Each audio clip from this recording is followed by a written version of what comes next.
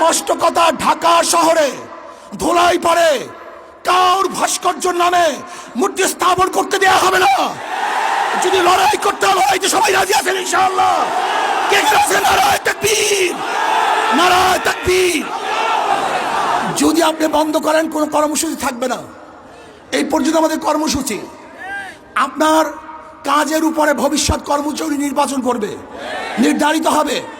যদি মূর্তি স্থাপন করার চেষ্টা করেন, এমন ঢেউ দেওয়া হবে। এইটা তো মাত্র 1 নম্বর সিগন্যাল। 2 নম্বর বাকি হয়ে গেছে, 10 নম্বর বাকি। মহাবিপর্যয় কথা বাকি আছে। এমন টর্নেডো সৃষ্টি হবে, ব্যাংকে তছনছ হয়ে যাবে ইনশাআল্লাহ। টর্নেডো, মহাবিপদ সংকেত। মানুষের ঢেউয়ে মূর্তি সব বুড়িগঙ্গায় পড়ে যাবে, ওখানে মুক্তি থাকতে পারবে না। কাজে আল্লাহ পাক আমাকে এবং আমাদের সবাইকে এই মূর্তি বিরোধী আন্দোলনে অংশগ্রহণ করার তৌফিক দান করুন। ভবিষ্যতে যখন ডাক দেওয়া হবে, সবাই রাজি আছেন ইনশাআল্লাহ?